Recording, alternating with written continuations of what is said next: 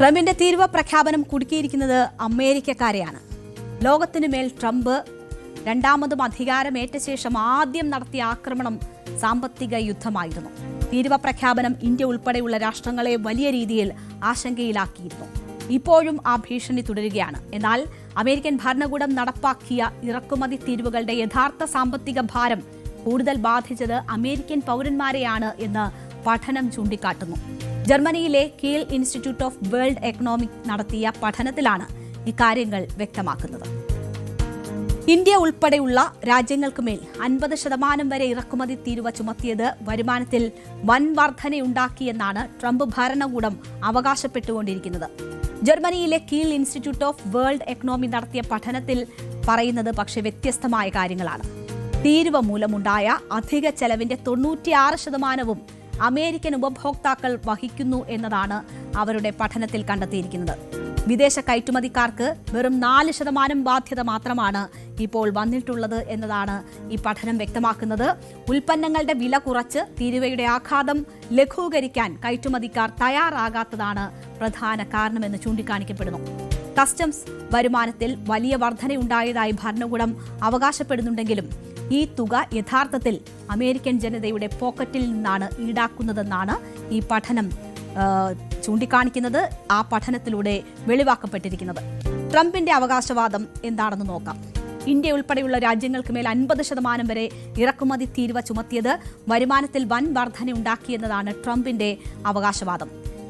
തീരുവ വരുമാനത്തിൽ ഏകദേശം $20,000 കോടി വർധനവുണ്ടായിട്ടുണ്ട് എന്നതാണ് വാദിക്കുന്നത്.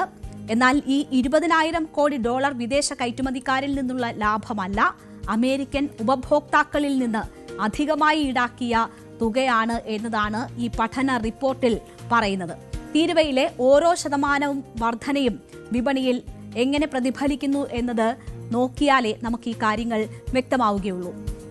1% തീരുവ വർദ്ധിക്കുമ്പോൾ കയറ്റുമതിക്കാരുടെ അധിക ചെലവെന്ന് പറയുന്നത് 0.04% എന്നതാണ് ഈ പഠനത്തിൽ കണ്ടെത്തിയിരിക്കുന്നത്.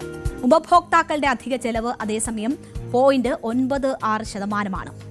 $100 തീരുവ വരുമാനമായി ലഭിക്കുമ്പോൾ $96 ചെലവാകുന്നത് അമേരിക്കൻ പൗരന്മാരുടെ പോക്കറ്റിൽ നിന്നാണ്. കനത്ത താരിഫ് ഈടാക്കിയിട്ടും ഉൽപ്പന്നങ്ങൾക്ക് വില കുറയ്ക്കാൻ ഇന്ത്യ ഉൾപ്പെടെയുള്ള രാഷ്ട്രങ്ങൾ തയ്യാറാകാത്തതാണ് ഇതിനുള്ള കാരണം. താരിഫ് പ്രഖ്യാപനത്തിന് ശേഷം കയറ്റുമതി വോളിയം 18 മുതൽ 24% കുറഞ്ഞതായാണ് കണക്കാക്കുന്നത്. എന്നാൽ വില കുറയ്ക്കാത്തതിനാൽ ഉയർന്ന താരിഫ് നൽകി ഉൽപ്പന്നങ്ങൾ വാങ്ങേണ്ടുന്ന അവസ്ഥയിലാണ് അമേരിക്കൻ പൗരന്മാർ.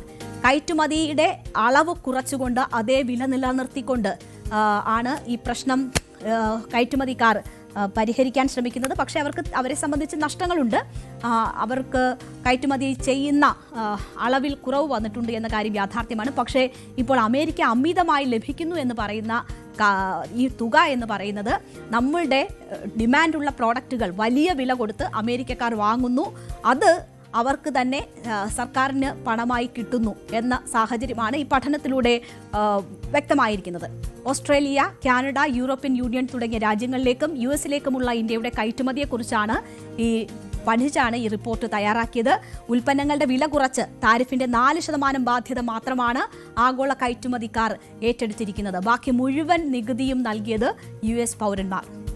$4 ലക്ഷം കോടി മൂല്യം വരുന്ന 2.5 കോടി ചരക്കിടപാടുകളുടെ കണക്കുകളാണ് പരിശോധിച്ചത്. അത് പരിശോധിച്ചുകൊണ്ടാണ് ഈ പഠനം നടത്തിയിരിക്കുന്നത്. ഏറ്റവും കൂടുതൽ തീരുവ ചുമത്തിയിട്ടുള്ള ഇന്ത്യയുടെയും ബ്രസീലിന്റെയും ചരക്ക് നീക്കത്തിലെ വ്യതിയാനവും ഇതിൽ ഉൾപ്പെടുത്തിയിട്ടുണ്ട്. പക്ഷേ കണക്കുകൾ ഇതൊക്കെയാണ് എങ്കിൽ തന്നെയും തീരുവ തുടരാൻ തന്നെയാണ് ട്രംപിന്റെ തീരുമാനം. കഴിഞ്ഞ ദിവസം സ്വിറ്റ്സർലൻഡിലെ ദാവോസിൽ നടന്ന വേൾഡ് എക്കണോമിക് ഫോറത്തിലും തീരുവയെ അനുകൂലിക്കുകയായിരുന്നു ട്രംപ് ചെയ്തത്.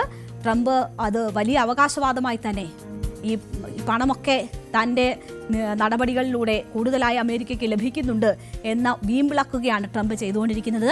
അമേരിക്കൻ സമ്പദ് വ്യവസ്ഥയെ സംരക്ഷിക്കുന്നതിനായി ഇറക്കുമതി തീരുവ ശക്തമായി തുടരുമെന്ന് അമേരിക്കൻ പ്രസിഡന്റ് ഡൊണാൾഡ് ട്രംപ് അവിടെയും വ്യക്തമാക്കി. അമേരിക്കയിൽ മുൻപില്ലാത്ത വിധം ആളുകൾ നിക്ഷേപം നടത്തുന്നുണ്ട് എന്നതാണ് ട്രംപ് ചൂണ്ടിക്കാട്ടിയത്. നവംബർ 5 തെരഞ്ഞെടുപ്പ് ഫലം നിക്ഷേപകർക്ക് രാജ്യത്തിന്റെ സാമ്പത്തിക നയങ്ങളിൽ കൂടുതൽ വിശ്വാസം നൽകി. ഈ തെരഞ്ഞെടുപ്പ് ഇറക്കുമതി തീരുവകളെക്കുറിച്ചുള്ള വ്യക്തമായ കാഴ്ചപ്പാട് നൽകിയതായും ട്രംപ് പറഞ്ഞു. അമേരിക്ക ചൂഷണം ചെയ്യപ്പെടുകയായിരുന്നു. വളരെ പെട്ടെന്ന് തന്നെ ഈ സാഹചര്യം മാറ്റിമറിക്കാൻ തന്റെ ഭരണകൂടത്തിന് സാധിച്ചതായും ട്രംപ് അവകാശപ്പെട്ടു.